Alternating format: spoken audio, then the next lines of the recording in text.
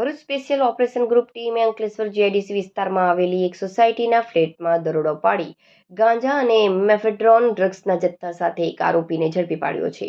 આ દરોડા દરમિયાન 2 સપ્લાયર ફરાર થઈ જવામાં સફળ રહ્યા હતા. તેમને પકડવા માટે પોલીસે ચક્રો ગતિમાન કર્યા છે.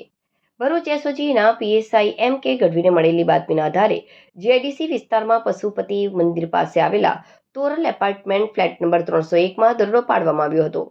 ફ્લેટમાંથી મોહિત કુમાર રાજેશકુમાર પાલ અટક કરી ફ્લેટની તલાશી લેતા તેના કબજામાંથી ગાંજો 1 કિલોગ્રામ 45 મેફેડ્રોન ડ્રગ્સ 12.01 ગ્રામ મળી આવ્યો હતો.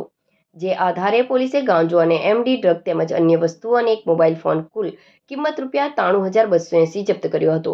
પોલીસની પ્રાથમિક પૂછપરછમાં બહાર આવ્યું છે કે વેચાણ કરવાના હેતુથી ગાંજાનો જથ્થો ફરાર આરોપી મિથિલેશ પાસેથી અને એમડી ડ્રગ્સનો જથ્થો ફરાર આરોપી દીપ્તેશ પટેલ પાસેથી મેળવી ફ્લેટમાં સંતાડવામાં આવ્યો હતો. આ અંગે અંકલેશ્વર જીઆઈડીસી પોલીસ મથકે એનડીપીએસ એક્ટ હેઠળ ગુનો નોંધી ફરાર બંને આરોપીઓની શોધખોળ હાથ ધરી છે.